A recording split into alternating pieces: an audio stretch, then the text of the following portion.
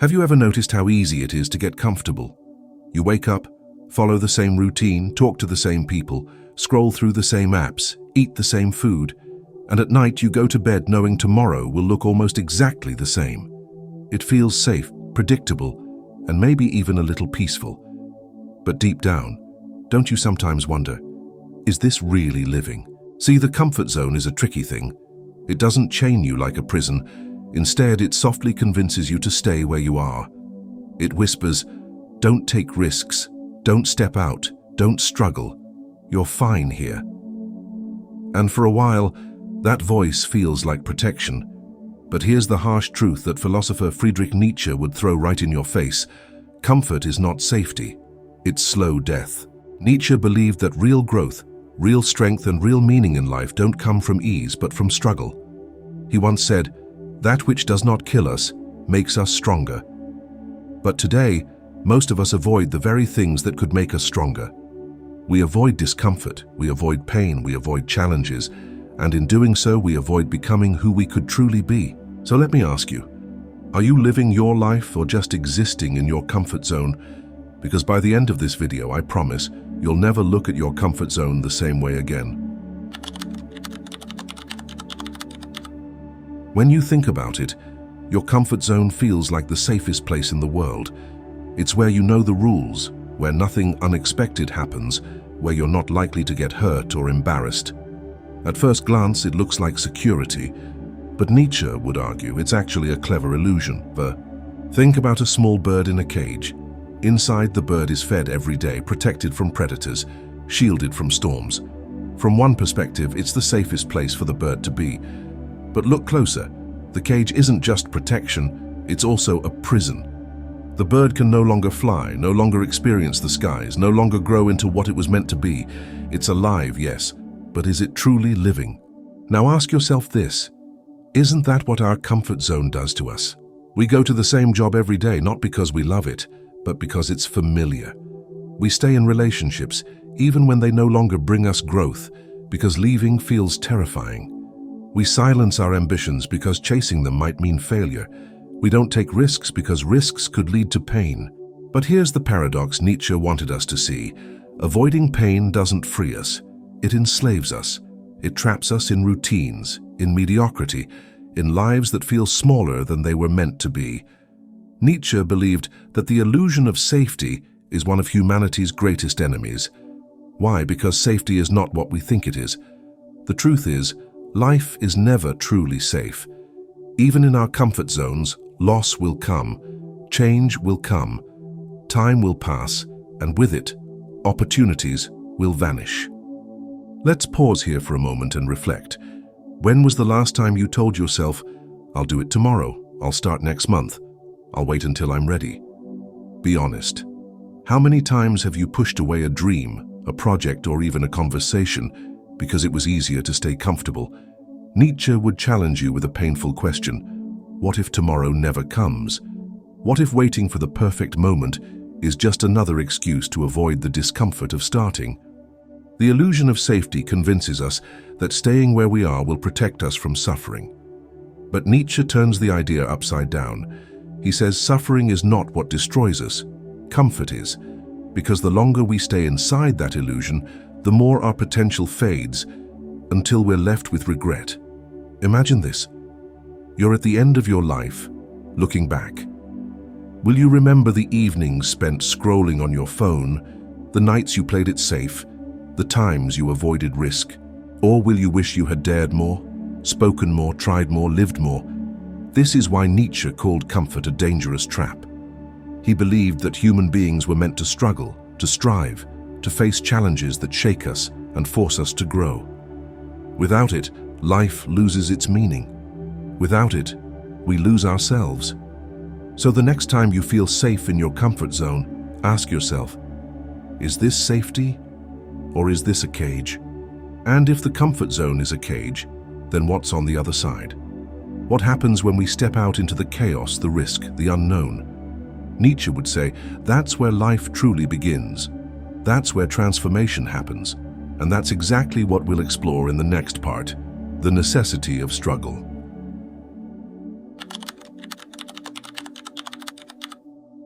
If the comfort zone is a cage, then stepping out of it means stepping into struggle. And here's where most of us hesitate, because struggle sounds like suffering, and suffering sounds like something to avoid. But Nietzsche flips that idea upside down. He believed struggle isn't just something we occasionally face, it's the very thing that shapes us into who we are meant to be. Think about it. Every meaningful achievement in your life probably came with some kind of struggle. Learning to walk as a child, you fell countless times. Going to school, you faced fear, pressure, maybe even failure. Even love, the thing we crave most, comes with heartbreak, sacrifice, and the risk of rejection. Yet without those struggles, you wouldn't be who you are today.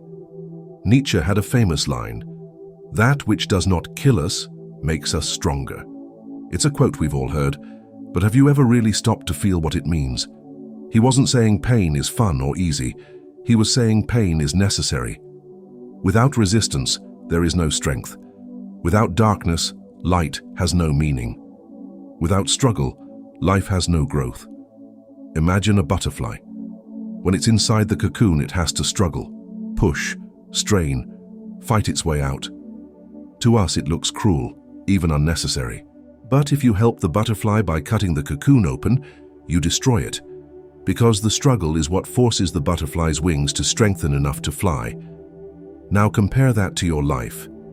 How many times have you wished the struggle would disappear? How many times have you asked, why me, why now, why can't things just be easier? But Nietzsche would whisper back, because without this, you cannot grow. Let's be brutally honest. A life without struggle feels good on the surface, but deep down it's empty. Think of the times when everything was easy, no effort, no risk, no challenge. Did you feel alive? Or did you feel restless, like something was missing? This is Nietzsche's harsh truth. The meaning of life isn't found in comfort. It's found in overcoming, in pushing against the walls that block us, in facing the storm and discovering, not that we are weak, but that we are far stronger than we ever imagined. And here's the thing, struggle doesn't just shape your abilities, it shapes your identity. Every challenge you face, every hardship you endure, is chiseling away at the version of you that is small, scared, and comfortable, and revealing the version of you that is powerful, resilient, and alive. Think about your heroes, the people you admire most. Do you admire them because their lives were easy? Or do you admire them because they faced challenges and overcame them? The stories we love, the books, the movies, the legends, they all center on struggle. Why? Because deep down we know that struggle is the fire where greatness is forged. Nietzsche believed that human beings are not meant to avoid suffering, but to embrace it. He even went so far as to say we should love it, not in a sadistic way, but in the sense that we recognize struggle as a gift, a teacher, a force that strips away weakness and reveals who we are. So let me ask you, what struggle are you avoiding right now? What dream have you postponed because the work felt too heavy? What change have you delayed because the path was uncertain? And what if that very struggle you're avoiding is the exact key to unlocking your strength, your purpose, your greatness? This is why Nietzsche's philosophy is so confronting. He doesn't let us hide in comfort. He tells us, face your struggle, because it is shaping you into something more. If struggle is necessary, then how do we face it without being destroyed by it? How do we walk into pain and chaos, but come out stronger instead of broken? Nietzsche believed the answer lies in something even deeper, the creation of meaning. And that's what we'll explore in the next part, the role of suffering in finding purpose. Why do we suffer? That's a question every human being has asked at some point. You've asked it, I've asked it. In those quiet nights when pain feels unbearable, we look up at the ceiling and whisper, why me? Nietzsche doesn't deny that suffering is painful. He doesn't romanticize it as something sweet, but he does say this, suffering without meaning destroys us. Suffering with meaning transforms us. Think about it. Two people can go through the same hardship, loss of a job, heartbreak, illness. One collapses, gives up, sinks into despair. The other fights, grows, and somehow uses the pain as fuel to build something new. The difference isn't the pain itself. The difference is the meaning they attach to it. Nietzsche believed that when we give our suffering meaning, it no longer feels like meaningless torture. It becomes part of our story. It becomes a bridge to something higher. He famously said, "He who has a why to live can bear almost any how." Read that again. He who has a why to live can bear almost any how. This single line might be one of the most powerful truths about the human condition. If you know why you're suffering, you can endure almost anything. But without a why, even the smallest struggle feels unbearable. Let's put this in real life. Imagine someone running a marathon. Their legs burn, their lungs ache, their body screams to stop. If they're running just to impress others, chances are they'll quit halfway. But if they're running for a cause, maybe to honor a loved one who passed or to prove to themselves they can overcome what once felt impossible, they keep going. Why? Because the suffering has a purpose. Now think about your own life. The times when pain felt endless. What kept you going? Was it love for someone? Was it the hope of a better future? Was it the belief that you were meant for more? That was your why. Nietzsche's philosophy demands that we don't run from suffering, but instead we ask, what is this pain trying to teach me? What meaning can I give it? And here's where it gets interesting. Sometimes it's not about waiting for life to hand us meaning. Sometimes we must create it ourselves. That heartbreak you went through, maybe it becomes the story you use to help someone else heal. That failure that embarrassed you, maybe it becomes the fuel to build something you never thought you could. That loss you endured, maybe it becomes the reminder of how precious life truly is. This is what Nietzsche means by creating meaning through suffering. We don't choose our pain, but we choose how to respond to it, and in that choice, we find our purpose. But let me ask you something directly. What is your why? Right now, in this season of your life, what meaning are you giving to your struggle? Are you using it as a reason to give up, or as a reason to rise higher? Nietzsche challenges us to stop wishing for an easy life and start asking for a meaningful one. Because an easy life without meaning is hollow, but a hard life filled with purpose, it's beautiful, it's alive, it's worth living. And maybe you've already felt this truth without realizing it. Think of the moments you've cried but felt proud at the same time. The times when you were exhausted but fulfilled. The moments when your heart broke, but you knew you were living for something bigger than yourself. That's the role of suffering. It takes you deeper, beyond the shallow pleasures of comfort, and pushes you into the ocean of meaning. Nietzsche believed that when we embrace suffering in this way, we stop being victims of life and start being creators of it. We stop asking, why me? And start saying, this is part of my path. This pain is my teacher, and I will make something out of it. If suffering is the soil where meaning grows, then what do we do with that meaning once we find it? Nietzsche's answer was radical. We don't just endure life, we create it, we shape it, we build ourselves into something greater than we were before. That's what we'll explore in the next part, becoming who you're meant to be. So far we've talked about comfort zones, we've talked about pain, and we've talked about finding meaning in suffering. But here's the real turning point. Once you discover that meaning, what do you do with it? This is where Nietzsche drops another harsh but liberating truth. He believed life isn't just about surviving, it's about becoming who you are meant to be. But let's pause for a moment and ask, who are you, really? Most people will answer with their job title, their role in the family, their nationality, or something society told them to be. I'm a teacher. I'm a father. I'm a student. I'm from this place or that culture. But Nietzsche would shake his head and say, no, that's not you. That's just the mask you wear. He believed that deep inside there is a self waiting to be born, not the self that society approves of, not the self that seeks validation from others, but the self that you must create. Yes, create. Nietzsche didn't believe that our true self is something we simply find. He believed it's something we shape, build, and forge like a blacksmith shaping iron in fire. And guess what? The fire is your suffering, your struggle, your discomfort. Think of a sculptor working on a block of marble. At first, it's just a rough stone. But with every strike of the chisel, a form begins to appear. Slowly, patiently, painfully, the sculptor reveals the figure hidden within. That's what your life is. A block of stone. And through every hardship, every mistake, every uncomfortable step outside your comfort zone, you are chiseling away at who you are not, until the person you are meant to be finally emerges. But here's the problem most of us face. We stop chiseling too soon, we settle. We think this is enough, this is safe, this is comfortable. And so we remain half-formed, unfinished, incomplete. Nietzsche would say that's the tragedy of modern life. Too many people live half-lives because they're too afraid of the pain required to complete themselves. Now, let me ask you directly, are you living as your true self? Or are you living as the person others expect you to be? It's a hard question. Maybe you've built your life on choices that weren't truly yours. Maybe you studied something you didn't love because your parents wanted it. Maybe you stayed in a relationship because it was safe, not because it was real. Maybe you're stuck in a job that drains you, but the fear of stepping out keeps you trapped. This isn't judgment.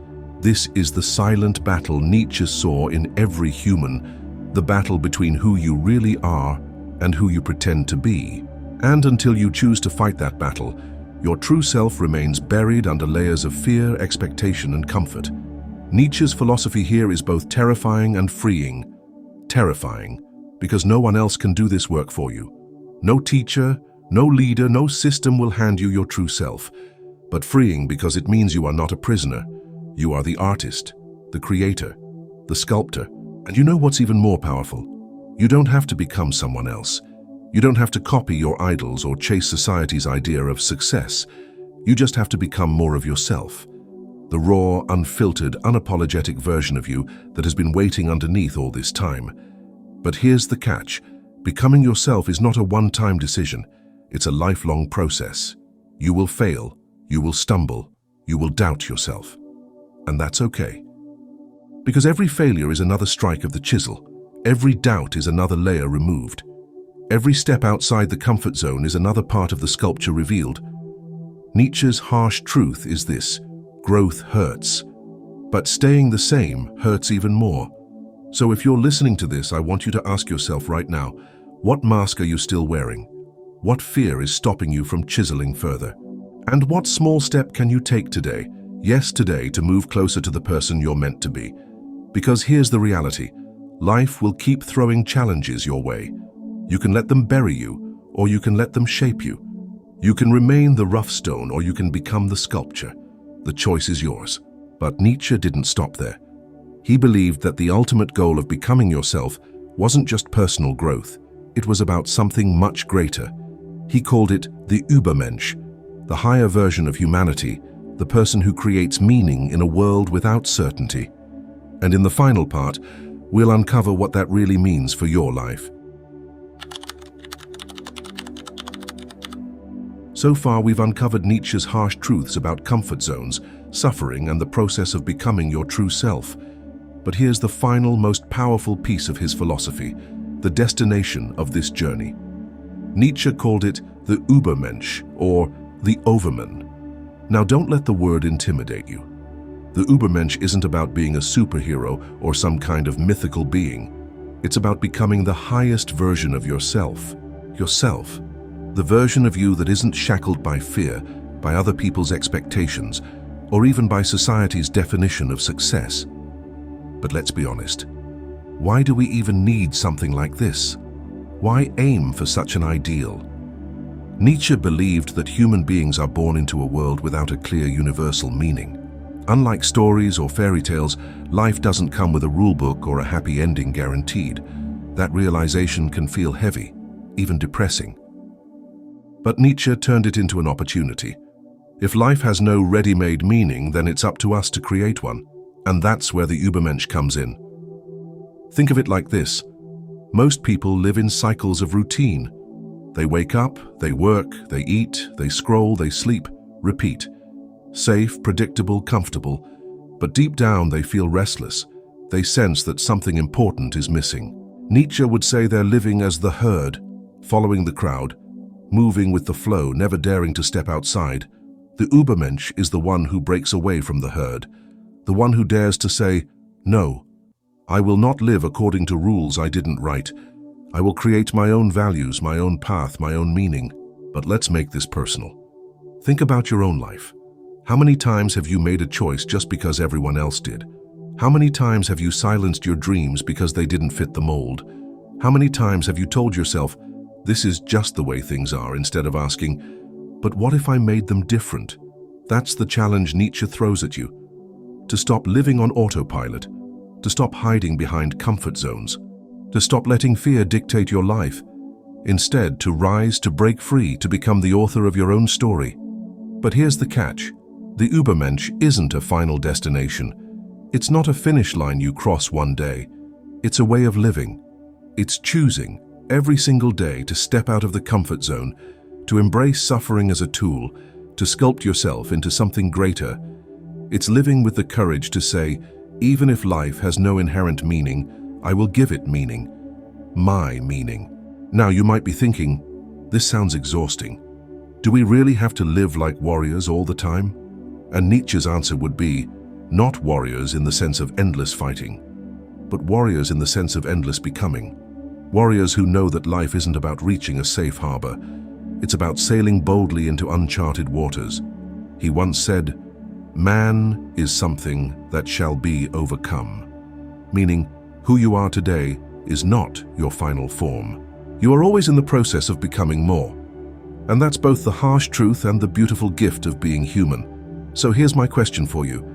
Are you living like the herd, or are you daring to become more?